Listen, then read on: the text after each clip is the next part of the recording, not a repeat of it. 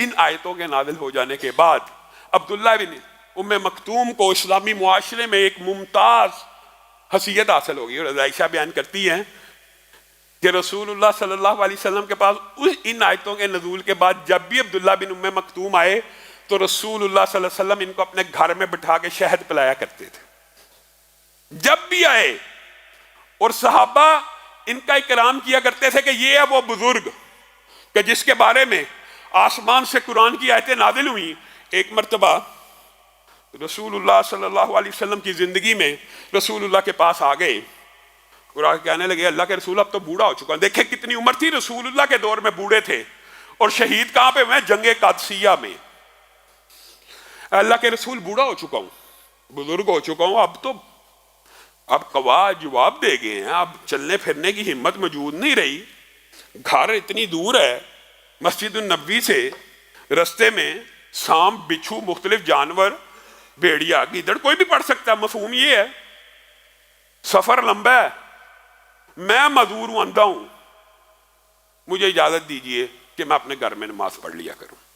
رسول اللہ صلی اللہ علیہ وسلم نے کچھ دیر سوچا اور کہا آپ کو اجازت ہے. جب وہ پلٹنے لگے تو رسول اللہ صلی اللہ علیہ وسلم نے امت کے اوپر یہ احسان کیا کہ کہیں امت اس اجازت کو عام پہ محمول نہ کر لے اور پھر میری امت کے اندر گھروں میں نماز, اور جو بندہ یہ سمجھتا نا کہ گھر میں آج بھی گھر میں نماز ہو جاتی ہے وہ آہستہ آہستہ گھر میں بھی نماز پڑھنا چھوڑ دیتا ہے. نماز وہی قائم رکھتا ہے جو مسجدوں کی طرف بار بار پلٹ کے آتا ہے. مسلمان مرد کی نماز مسجد میں اس کی ایک دلیل, یہ بہت بڑا واقعہ ہے. رسول اللہ نے کہا رکیے, کیا مؤذن کی اذان آپ کے گھر تک آتی ہے؟ جی ہاں. اللہ کے رسول جب مؤذن اذان دے رہا ہوتا ہے بعض الفاظ میرے گھر میں ٹکراتے ہیں. تو پھر رسول اللہ صلی اللہ علیہ وسلم نے کہا آپ کا مسجد میں آنا ضروری ہے. ایک نبینا ہے, ایک رستہ خراب ہے, ایک رستے میں جان و مال کا اندیشہ ہے, بزرگ آدمی ہے, اگر اس کی نماز گھر کے اندر نہیں ہے تو ایک ہٹے کٹے بندے کی نماز گھر میں مسلمان مرد کی ہو جائے گی. یہ ہم نے کہاں سے فلسفہ بنایا؟ رسول اللہ صلی اللہ علیہ وسلم نے اسی لیے کہا تھا میرا دل کرتا ہے میری جگہ کوئی مصلی امامت پہ کھڑا ہو اور میں ان گھروں کو آگ لگا دوں جو آج مسجد میں حاضر نہیں ہوئے. کیا اس سے مراد یہ تھی کہ وہ پکے بے نماز تھے؟ نہیں, جو آج کی نماز میں نہیں آئے. رسول اللہ کا یہ خواہش ہے, گویا رسول اللہ صلی اللہ علیہ وسلم یہ بتلانا چاہتے ہیں کہ جو نہیں آیا اس کا گھر مال جان تباہ ہو ہی گئی. عصر کی نماز کے بارے میں, دیگر نمازوں کے بارے میں آپ نے یہ حدیثیں سنی ہوئی ہیں. صرف فجر کی 2 سنتیں, صرف فجر کی 2 سنتیں, فجر کی 2 سنتیں, یہ فرض ہیں نہیں, یہ سنتیں ہیں. یہ دنیا اور ما فیہا میں جتنی نعمتیں ہیں اس سے بڑا خزانہ ہے, جو چاہتا ہے پالے. ہم یہ سمجھتے ہیں کہ جی مسلمان مرد کی, اللہ معاف کرے, جیسے مسلمان مرد بھی بیمار ہوں, جیسے عورتیں مہینے کے بعد بیمار ہوتی ہیں جی ان کی گھروں میں ہو جاتی.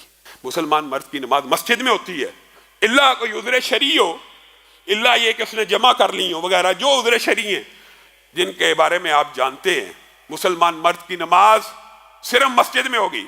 اور یہ عبداللہ ابن ام مکتوم کی اس حدیث سے بھی یہ بات ہے. اور ایک اور واقعہ ان کی زندگی کا مشہور ہے, اس کے بعد اپنی بات کو آگے بڑھائیں گے, کہ آپ کو پتہ یہ اذان بھی دیا کرتے تھے, اور حضرت بلال کے بعد پہلے مؤذن یہی تھے.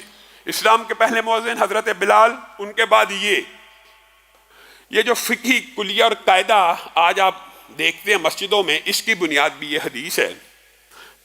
ہوتا یہ تھا کہ حضرت بلال نے اذان دی تو اقامت عبداللہ بن ام مکتوم کہا کرتے تھے, پھر عبداللہ بن ام مکتوم نے اذان دی تو اقامت بلال کہا کرتے تھے. تو رسول اللہ صلی اللہ علیہ وسلم نے پھر یہ فیصلہ نازل فرمایا ظاہر اللہ کی تائید کے ساتھ کہ اس کا حق پہلے ہے جو اذان دے وہی اقامت کہے. یہ جو فقہی کلیہ ہے کہ اگر اذان دینے والا اقامت کے وقت کھڑا ہو اور وہ کہے میں نے اقامت دینی ہے تو پھر کوئی دوسرا شخص اقامت نہیں دے سکتا. اگر وہ اجازت دے دے الگ بات ہے, لیکن جس نے اذان کہی ہو اسی کا پہلا حق ہے وہی اقامت کہے. اگر وہ وہاں پہ امام کے پیچھے کھڑے ہو کے کہہ دے اقامت میں نے دینی ہے تو پھر کسی اور نمازی کو یہ حق حاصل نہیں ہے کہ وہ اقامت کے. یہ رسول اللہ صلی اللہ علیہ وسلم نے بیان کر دیا. تو پھر یہ الگ الگ اذان کا انہوں نے آپس میں ڈسٹریبیوشن کر دیا. اور رمضان کے حوالے سے جو آپ نے حدیثیں پڑھی ہے کہ 2 اذانیں ہوا کرتی تھیں, وہ یہی 2 صحابہ تھے, ایک حضرت بلال اور ایک عبداللہ بن ام مکتوم. اور یہ بات بھی آئی ہے تو سمجھ لیجئے کہ 2 اذانوں کی بنیاد رسول اللہ کی زندگی میں موجود تھی، اور وہ کون سی تھی؟ فجر سے پہلے جو اذان دیا کرتے ہیں بنیادی طور پہ اس کو تہجد کی اذان کہا جاتا ہے، اور بعض اضلاع میں آج بھی پاکستان میں دی جاتی ہے، لیکن ان احادیث کے اندر اس کو سحری کی تیاری کی اذان کہا گیا ہے۔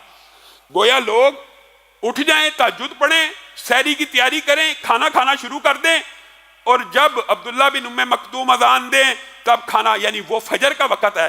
2 اذانوں کی اصل بنیاد رسول اللہ صلی اللہ علیہ وسلم کے دور میں بھی موجود ہے۔ تو یہ بات کہنا کہ یہ 2 اذانیں بھی رسول اللہ صلی اللہ علیہ وسلم کی زندگی کے بعد ہوئی تھی، یہ بات بھی ایک غلط العام ہے جی، معاشرے میں مشہور ہے جی۔ یہ بعض باتیں ایسی ہیں جو معاشرے میں انتہائی غلط العام ہے۔ یہ جی تراویحاں جو ہے نا، یہ رسول اللہ کے بعد ہوئی تھی، رسول اللہ نے اپنی زندگی میں 3 مرتبہ اس کی جماعت کرائی۔ اس طرح یہ 2 اذانیں جی رسول اللہ کے بعد تھی۔ کیسے؟ رسول اللہ کی زندگی میں یہ 2 صحابی فجر سے پہلے 2 اذانیں دیا کرتے تھے، ایک سحری کی ابتدا میں یعنی تہجد کے وقت میں، اور ایک فجر سے پہلے۔ اس کا مطلب یہ ہے کہ حضرت عثمان نے یہ جو اجتہاد کیا تھا یہ رسول اللہ صلی اللہ علیہ وسلم کی حدیث سے ماخوذ تھا۔ سپیکر تو موجود نہیں تھا، لاؤڈ سپیکر تو موجود نہیں تھا، تو حضرت عثمان نے کیا کیا؟ کہا یہ جو اذان یہاں پہ مدینہ میں دی جا رہی ہے یہ تو مدینہ کے رہائشی سن رہے ہیں، لیکن جو بازار ہے وہاں تک کو اذان کی آواز جا ہی نہیں رہی، کیا کیا جائے؟ ایک بندہ مقرر کیا کہ جس وقت مسجد النبوی میں اذان ہو رہی ہو تم بازار میں بھی دے دیا کرو۔